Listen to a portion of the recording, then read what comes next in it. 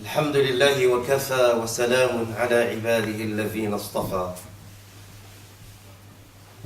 له الحمد في الأولى والآخرة وله الحكم وإليه ترجعون أشهد أن لا إله إلا الله وحده لا شريك له وأشهد أن سيدنا محمدا رسول الله أيها الإخوة المؤمنون إن خير ما أوصي به نفسي وإياكم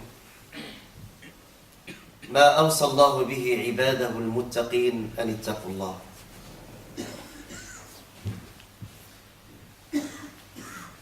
Indeed, I would like to begin with this precious advice to myself even, is to be mindful of Allah Azza wa Jalla.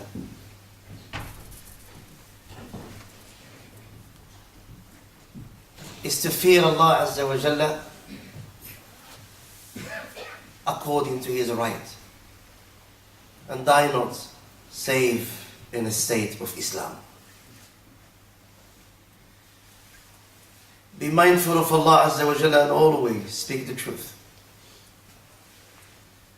Be mindful of Allah Azza wa Jalla wherever you are, because Allah Azza wa Jalla is ever watchful of what you do. I would like to touch a topic, a subject in this Friday sermon, and I do pray to Allah Azza wa Jalla that will be of benefit to you and me. You are the listeners and I am the speaker.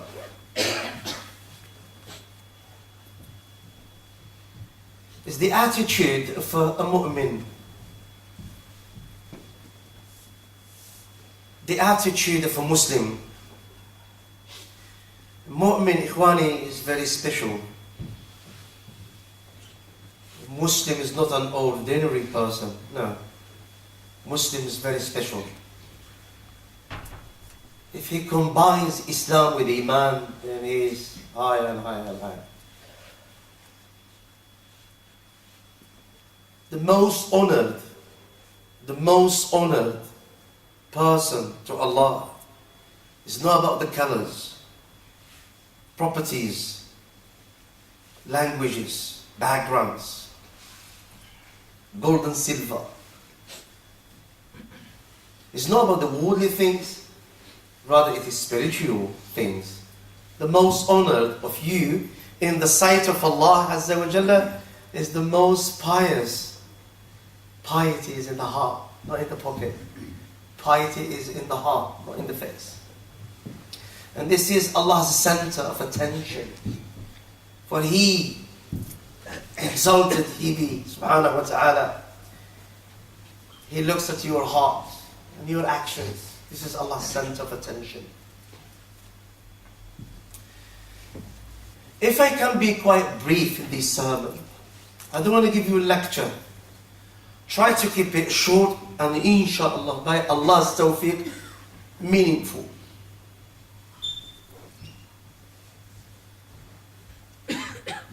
The believer, ikhwani, a believer, not a fake believer, not a copy, a genuine mu'min, haq mu'min. Always taking it easy with every outcome. Whatever the outcome, he's taking it easy with it. Why?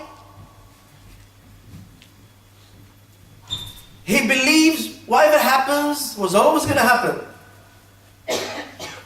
Look at the Iman. Look what Iman, what it does. Whatever happens, he believes was always going to happen. And whatever is not willed to happen by Allah Azza wa Jalla will never take place. It's a faith, it's Iman. It's not just a word. It's Iman rooted in the heart. So you don't go left and right and wave and change and take off the qamis of Iman and Islam and be... No. I'm not saying it's easy. It's never been easy. The believer also, he knows that everything happens for a reason. There is a reason behind A happening, and there is a reason behind B happening, and there is a reason behind C happening, D happening, F happening, and J happening, and list goes on and on and on and on. There is a reason. For he believes Allah Azza wa Jalla is behind every happening. Behind every happening. So everything that happens, behind it is the Creator, who is in full charge, in full authority, in full knowledge. Nothing happens in this world without Allah's knowledge. That's the principle, brothers. That's the principle. So, because a believer has a faith in his heart, so he hopes that Allah Azza wa Jalla will make things beautiful. When? Allah will make things beautiful, convenient, nice, clear, affordable. When? At the right time, the right place, for the best reason. I would say, إخواني, إن الذين يتركون حاجاتهم في يد الله يروا يد الله في كل حاجاتهم وقضاياهم. So those who happily leave everything in Allah's hand will eventually see Allah's hand in everything. Leave it in Allah's hand, you will see Allah's hand in everything. For worries ends when faith begins. This is how it works. Worries that kill people today. Worries, sadness and anxieties. It destroys. It deteriorates. It kills off everything. Don't wish to be sad. Don't wish to be depressed and stressed. Because this is the shaitan's ultimate aim. لِيُحْزِنَ الَّذِينَ آمَنُوا. Shaitan will love to make you miserable and sad. Allah Azza wa Jalla in the Quran says, وَلَا تَهِنُوا وَلَا تَحْزَنُوا. Do not lose hope, nor be sad. Because that just will make Shaitan still happy. Why? Because when a person in that state of depression, al-iyadu billah, and sadness, that's it. That's it. He can think properly. He can think properly, and he can sleep. He can live. The whole life is collapsed. And in rooms. So in that regard, Ikhwani, Iman is the very sum and substance of life, without which human being can't achieve anything. Absolutely nothing without Iman in the heart. And if we observe the greatest endeavors carried out in this world, we will find that there is behind them, Iman is the driving force, the sole driving force, without which nothing is impossible. Because nothing is achievable, I would say.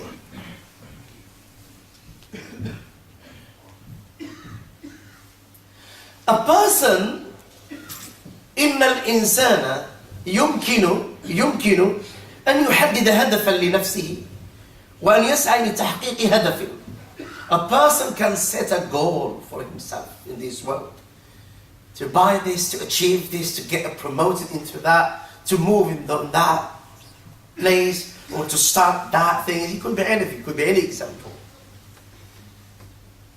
If there is no bravery, if there is no courage, if there is no knowledge, if there is no faith, if there is no iman in the heart, especially the mu'min, the mu'min, I say this quite special, because he's connected to the divine. He doesn't do anything without Allah's consultation. And that's why we have the prayer. Do you really need to ask anybody? You have the prayer. We have that connection, that spiritual network, that connection, that divine connection with Allah Azza wa Jalla. Heart and Allah. It's like you have a mobile phone in your pocket. As long as that mobile phone is on, then you are connected. And you can make use of that device. It's the same. If the heart is disconnected from Allah, this is a very, very simple, very clear example. Heart is disconnected from Allah Azza wa Jalla, this heart will suffer.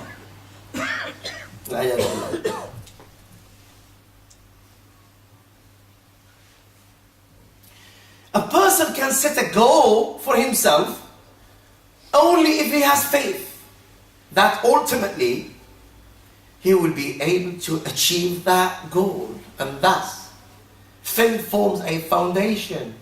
Iman forms a foundation of every new achievement, every new invention, every new discovery, every new victory. وَأَنْتُمُ الْأَعْلَوْنَ إِن كُنْتُم مُؤْمِنِينَ. You will be victorious, triumphant. You are above, winners, if you have Iman. And this is what we need today. Unfortunately, today we are lacking these elements quite dearly. Yeah? We speak material, we don't speak faith, we don't speak Iman. If we speak Iman, then Allah Azza wa Jalla, Allah will support us, Allah will help us, Allah will stand by us.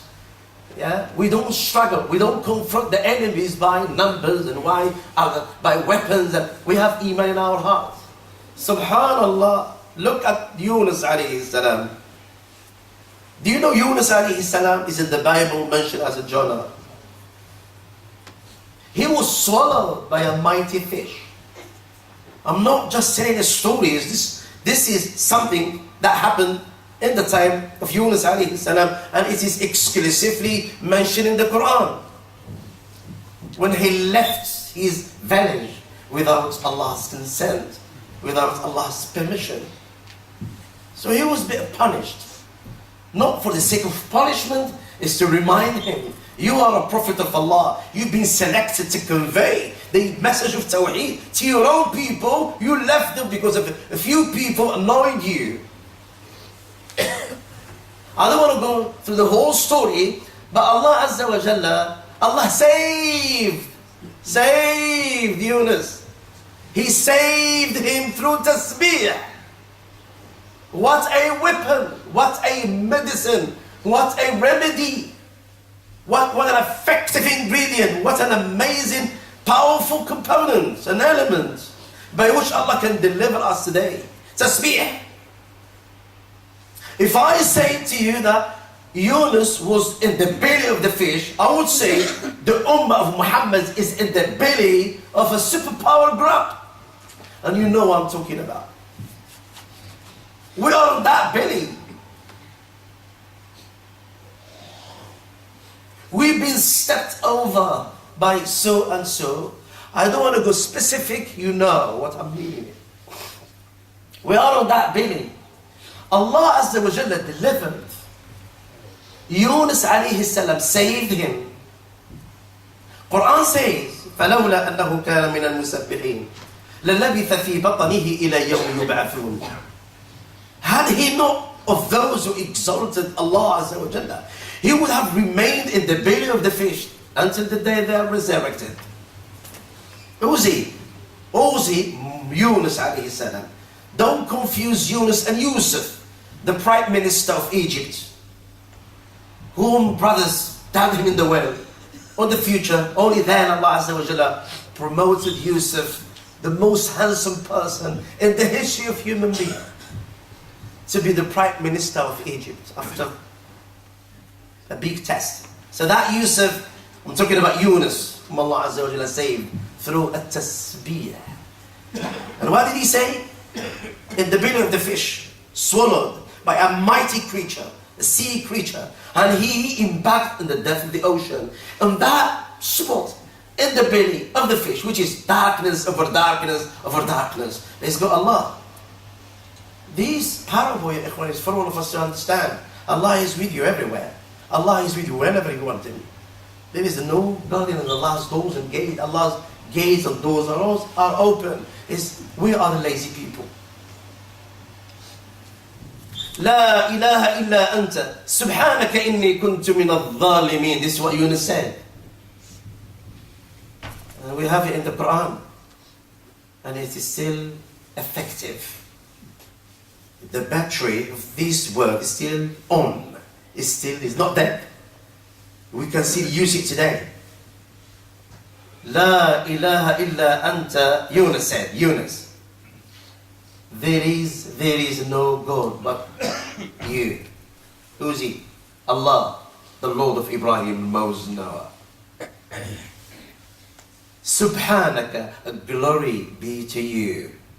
Inni kuntu min al-dhalimin. Oh Allah, I have wronged myself. Amazing, subhanallah. And he did not mention Allah save me. No, I want to come out of this trap. He didn't mention that. Amazing. Look at the adab, because he was a prophet.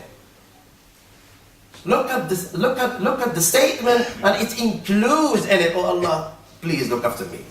Inni kuntu min al-dhalimin. He admitted it. He admitted that he was wrong. I did wrong. I was wrong to leave my own people. I did wrong. Save me. He didn't say save me. It is included on the layer of the expression. Amazing. And that's what we have today, this word. For those who know about the Quran here, they know what I'm talking about. La ilaha illa anta subhanaka inni kuntu min al-dhalimin. The Prophet sallallahu alayhi wasallam, our Prophet, not Yunus, the Prophet Muhammad said, if you feel a bit sad,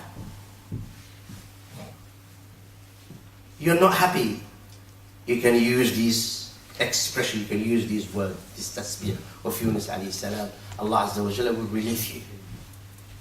But now how many times he said it? That's the question. How many days? How many days and how many times? Yeah? He mentioned Allah Azza wa Jalla quite a lot. Ikhwani, what I would like to say,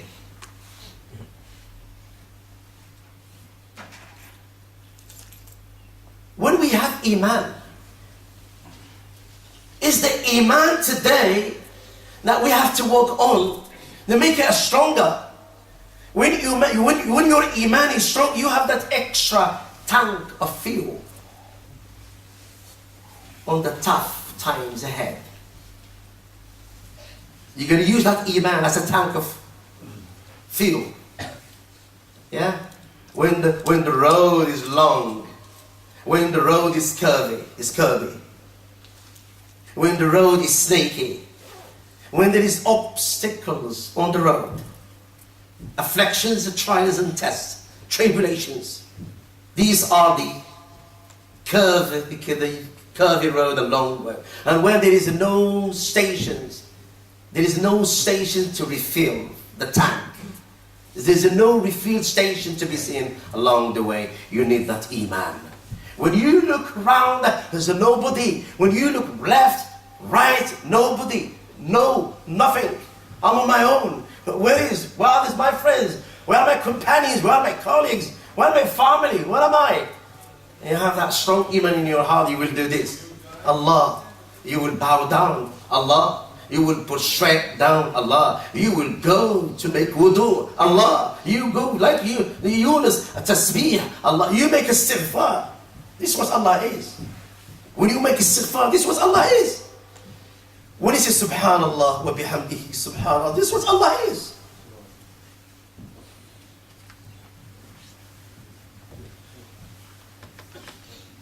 And that's why if you look at Iman, Islamically, how Iman is identified by Jibreel to the Prophet sallallahu alaihi wasallam, because the Prophet Muhammad, he learned from Jibreel. Allamahu Jibreel, allamahu shadid al-quwa dhu mirra.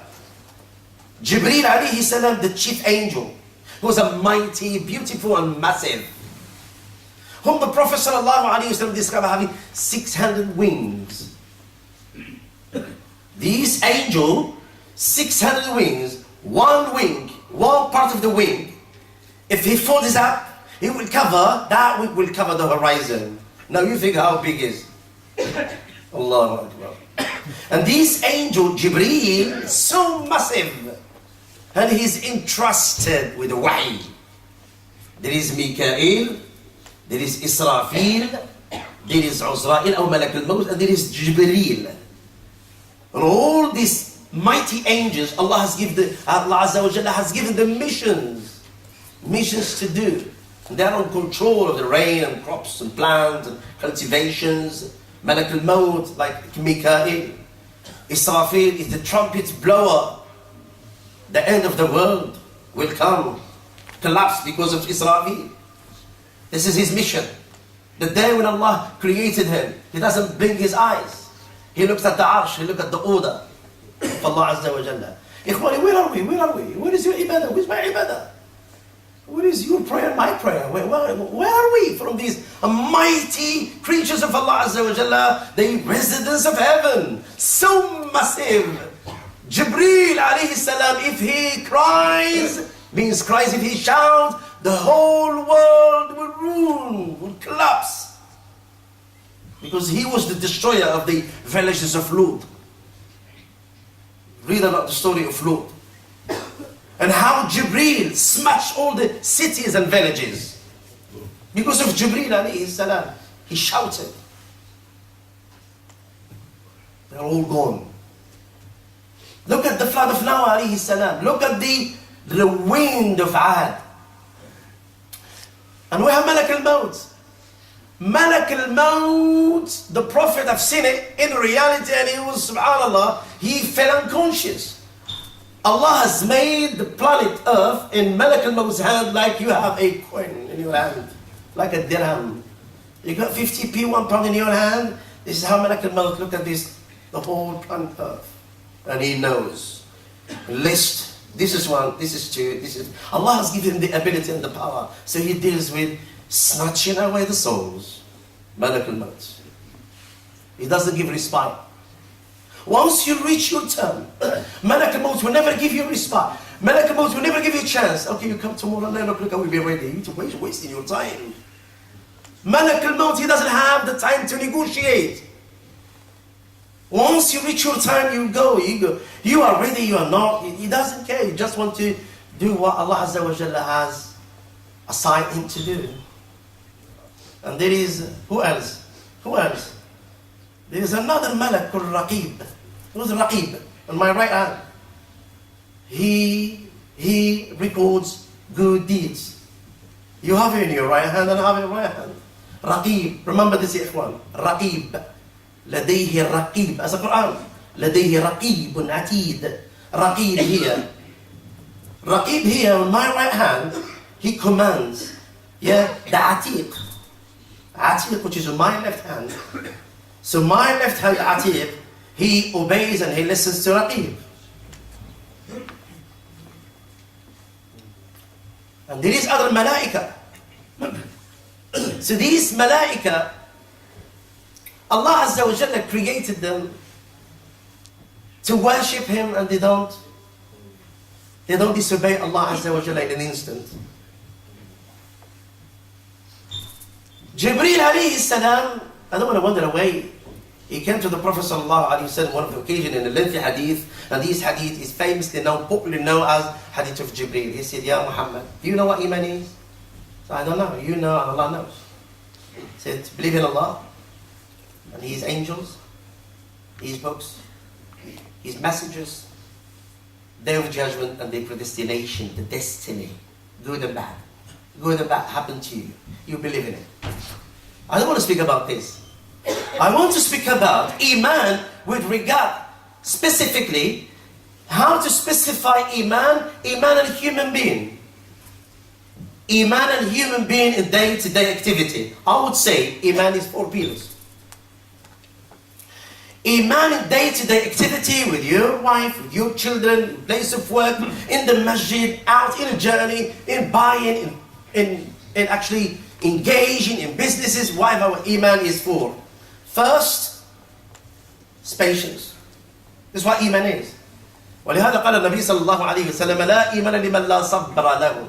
There is no iman for a person who is not a patient. If you are impatient, your iman is just a claim. One of the requirements of iman is that you are patient. If you're not patient, iman here is a very weak iman. So what will make you patient is that you are a mu'min. The first one is patient. The second one is certainty. The third one is justice, and the fourth one is struggle. Sabr. Do I have sabr? I know about myself. Do you have sabr? You know about yourself. We need to work for this, ikhwan. We need to achieve this quality. The attitude of sabr. You are sabr. If you're not sabr, then nothing is really going to be achieved. You have to sabr on the ta'ah of Allah, and you have to make sabr on the act of disobedience, an act that Allah Azza wa Jalla doesn't like. You stay away from haram, you need sabr. You engage in halal, you need sabr. Okay? Just, subhanallah, just your dua, was not accepted, yeah? Immediately, it doesn't mean. We all make dua. Sometimes we lose hope, we lose faith. If your dua is not accepted immediately, it doesn't mean that that is not in your qadar. Maybe Allah Azza wa Jalla is delaying it. Why? Why Allah is delaying my request? Why Allah is delaying my response? Why Allah is delaying my dua? Why Allah is delaying it? I've been praying to Allah ages and ages and ages. Why Allah is delaying it? Maybe Allah is testing you sabr. See, you missed it. In your journey toward al-akhirah, you missed this. That's Allah is testing you, my brother. It's testing what? It's testing my sabr, like He tested Ayub, like He tested the Prophet Muhammad sallallahu alaihi wasallam. And the same thing, like Allah is testing people today who are vulnerable, ill and sick, and big problems and obstacles. And at times, I may not see the wisdom behind the calamity. You may not see الحكمة من وراء الامتحان والاختبار. ربما لا يمكن أن ترى الحكمة من ذلك. Sometimes you look at, say, I'm done, I'm gone, finished. You don't have that access to see the hikmah behind the calamity, but you have a faith, you have sabr, and you know that Allah Azza wa Jalla knows better than you. For you walk by faith, not by sight. You can still be blind, and you can still walk with the sure steps into the right direction. Trust me. You don't have eyes, but you have nur. A nur, the real nur is not in the eyes. You know face? The face, we have eyes. In the heart, there is eyes. Invisible, cannot be seen. Eyes to see falsehood and the truth. We have eyes in the heart. Only those who are slaves of Allah, they submit to Allah in total. Those who loves Allah, those who make halal what Allah has made halal, those who are friends of Allah Azza wa Jalla, who worship Allah Azza wa Jalla, they see with these eyes, which is in the heart. You see something that I can't see. You look at the person and you know the expression, the movement of his eyes, the movement of his face, the context of his speech. You know the person is good or not. Why? Not because of your eyes, feeling in the heart. Heart is connected to Allah Azza wa Jalla. That heart is clean, pure, and connected to Allah Azza wa Jalla. And what is the second one? The first one is sabr. The second one is certainty. Is another problem that we have today, ya ikhwan, that we need to work on to achieve, is yaqeen. You know, people today, unfortunately, they speak about yaqeen and say, يتكلم الناس عن اليقين. عن اليقين. People today, they speak about yaqeen. Let's speak about yaqeen. But they don't know yaqeen. Yaqeen in reality. Yaqeen in life. Yaqeen when I am engaged with the crowd. Yaqeen when I'm traveling. Yaqeen when I'm stuck. Oh my God, what shall I do? That's yaqeen. That's yaqeen. Let me give you an example. It comes to my mind. You know Abu Darda, Amr al-Ansari. Abu Darda is not just a companion. He was one of the senior companions of the Prophet sallallahu alaihi wasallam. If you ever have read or maybe been told about the biography of this a mighty companion of the Prophet sallallahu alaihi wasallam, Abu Darda, Rasulullah sallallahu alaihi wasallam has given him the title of Hakim Hadhihi al-Ummah. That's the wise person in this ummah. So wise. And he's got the intellect. What happened? Abu Darda was one of the righteous companions. And once a man came running to him and saying, Abu Darda, your house has burned down. When I read this hadith, classified as a bit weak, less authentic, but there is a virtue on it, because it's all about the dhikr of Allah Azza wa Jalla. It means you're going to do with this hadith, so don't rely on the outcome, because ulama have mentioned it's a bit da'if.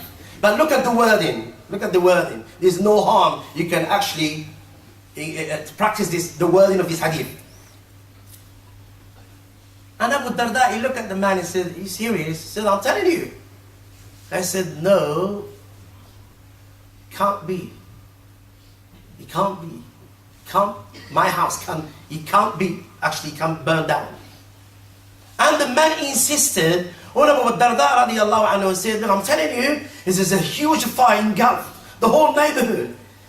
And your house is one of the houses that has burned down."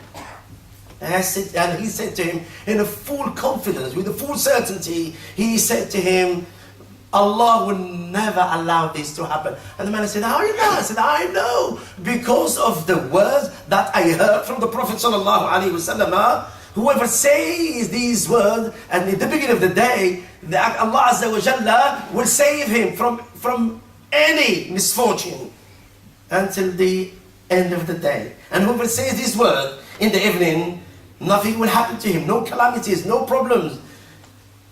All his belongings, all his property will be saved until morning."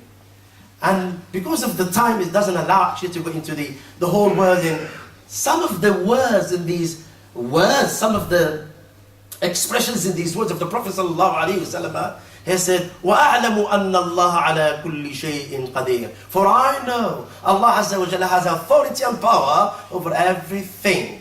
وَأَنَّ اللَّهَ قَدْ أَحَاطَ بِكُلِّ شَيْءٍ عِلْمًا. And Allah has surrounded everything with His knowledge. Whatever happens, had happened. Whatever happens was always going to happen. And I have faith in Allah Azza wa Jalla. This is just a part of the wording and expression said by Abu Darda to the person. What is the message, Ikhwani? Is yaqeen on Allah Azza wa Jalla. You may look at things, subhanAllah, and say, "This is impossible. That is impossible for me to achieve." But with yaqeen of Allah Azza wa Jalla, when the means run out, when the ways are blocked, and you look at Allah Azza wa Jalla and say, "You Allah, you are the Savior." أقول قولي هذا وأستغفر الله لي ولكم فاستغفروه إنه هو الغفور الرحيم.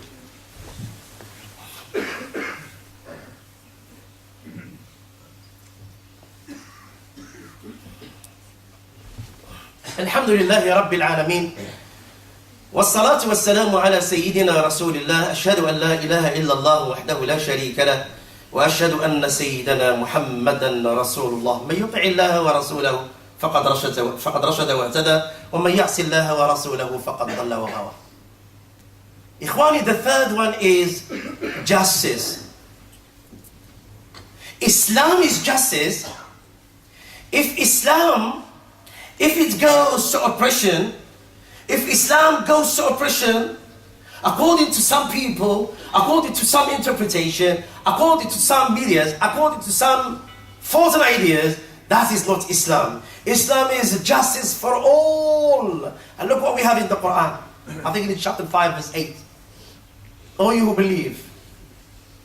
Look at this beautiful statement. Describing, talking about justice. Justice of Islam. Justice that humanity today are crying out, dying of this. Injustices, cruelty, invasions, torture, humiliation, defeat. Why? Because philosophies, while it has been implemented, Islam is never been given a try. But it's coming. It's coming. Those who do not know about Islam, they know statistically a time will come, Islam will be rampant and spread. And they can't help it. I'm not saying to you something's in use. They know it is all established, it's all known to the world. A time will come, there will be no just Islam. For Allah Azza wa Jalla says in the Quran, I will make these deen to excel and spread. He has sent the Prophet with the guidance and truth to make this deen supreme. It may not happen now, 5 years, 10 years, future is for this deen. Who said this? Those non-Muslims that said this. And as I'm talking to you, at this instance, people are embracing Islam. They are entering Islam. Things are working against Islam. Islam is spreading without anything. Because it's not deen of anybody. That's Allah Azza wa Jalla. There is no deen after this. There is no prophet after this prophet. We are on the verge of the end of the world. There is no prophet coming after Muhammad sallallahu. There is no nations. No nation coming after this nation. That's the end. Prophet was the end, the seal of the prophet, and this nation is the. And because of the what we see today happening globally, indicating clearly, crystal clear, we are on the verge of that moment. I'm quite sure you also sure is a major happening is going to happen in the world. I don't want to go into that because I'm not political, but I'm trying to say that we are on the verge of the end of the world, and it's coming. Ya ayyuha alladhina amanu, all you who believe, listen to this. You may not hear this in the media, yeah? Day-to-day media was corrupting us and our deen, portraying you and me as something that is not. Ya ayyuha alladhina amanu, be steadfast in the cause of Allah. Kunu qawwamina lillah, bearing witness in equity, bearing witness in equity. شهداء بالحق ولا يجرمنكم شنآن قوم على ألا تعدلوا, and do not let people's enmity. Quran speaks. Subhanallah. Look at this book. Look at the parable. Look at the expression. Look at the eloquency. Do not let people's animosity or people's enmity, people's hatred to incite you to act unjustly. Act justly. Always act justly and fear Allah, for Allah is ever aware of what you do. In another ayah, Allah said, speak justly. وَقُولُوا لِلنَّاسِ وَإِن قُلْتُمْ فَاعْدِلُوا. That's the Arabic version. وَإِن قُلْتُمْ فَاعْدِلُوا. When you speak justly. When you judge fairly. You are a Muslim. You are not an unjust person. Whatever you do, whenever you speak, the attitude, the feelings and dealings is ruled by al-adl, like the time in the Prophet sallallahu alaihi wasallam. Is al-adl. And the lofty senses of these people in the day of judgment, al-hadith al-Imam al-Bukhari wa Muslim, the Prophet sallallahu alaihi wasallam said those who were just, the Amir who was just, the ruler who was just, that king, that president, who ruled by justice and fairness, with compassion and love, among his ra'iyah, he will be on the pulpit of Noor, on the right hand of the merciful. The right hand of the merciful. Justice. Nobody in the world can teach us about justice because Islam founded on justice. And I want you to know about Prophet's companion. And I want you to know about the Prophet Muhammad sallallahu alaihi wasallam, Sirah. How he conquered the heart, how he conquered the land, even in a moment of war. The etiquette and manners and codes, you will be amazed. And then the last one, Ikhwan, coming to the conclusion, is a struggle. Allow me to say to you, brothers and sisters, this life is not a resting abode. This life is not resting life. It's a testing life. It may sound a bit similar testing and resting. It is not resting, it is a testing life. You're not going to get payment here. There is no payment here. Here is labor. We all labor. We are not meant to be here. This is the house of labor. The house of payment is there, where there will be no worship, no endeavors, no strife, no struggle. If you make it to Jannah, Allah said, that is a magnificent achievement. But today you have to be patient. You have to wake up for Fajr. You have to forgive. And that's why even again, because I'm trusting with what I'm saying, hadith is classified by some of the scholars as hadith, as da'if. But look at it. Also there is a struggle. The best, I'm going to mention the word, people today, they feel uncomfortable with mentioning. I'm going to mention the word jihad, but in a way, hadith here speaks about the perfect jihad. Jihad, the perfect jihad, is to battle against your own soul. Is to fight the evil within your own self. And which is myself that sticks to me. I need to battle. I need to engage in war. Fierce war. To straighten myself. To become a good person. In my words, in my action, in my feelings and dealings and treatment of others. Because we have evil here. How can you confront the enemy of the outside? And you are not actually, you haven't dealt with the enemy of the inside. And who resides in the nafs shaitan, who's the open enemy. The greatest jihad fi sabilillah, the greatest, I'm going to say it loudly, the greatest jihad fi sabilillah is to smile in tough moments. Keep a smile in tough moments, difficult moments. Do not come out to the people, you are so sad and depressed because I've got problems. I've got problem, the same problem. The Arab has got the same problem. The greatest jihad is to strive for good deeds. The greatest jihad is to forgive. Never been easy to forgive others and pardon them and let things go. The greatest jihad is to look after your parents in a loving way. In a loving way. Especially if your parents have reached an old age. If your parents have reached an old age, become old, if you lower the wing of humility, if you serve them, and you are patient of that, that's the greatest jihad. Fi sabilillah. This is jihad, this is what we do today. And once we are on that path, trust me, the enemy of the outside will be so easy to deal with. The jihad is yourself. Salah become enjoyable, not just a routine. This is other things that we need to do. So jihad is not what the media says, it's what the Quran says. خَلَقْنَا الْإِنسَانَ فِي كَبَدٍ, is to strive and to struggle. Ask Allah Azza wa Jalla to make me and you from among those, when they listen to the words, they follow the best of it. As'alullah al-Azim with his beautiful names and attributes to make us from among the people of Jannah.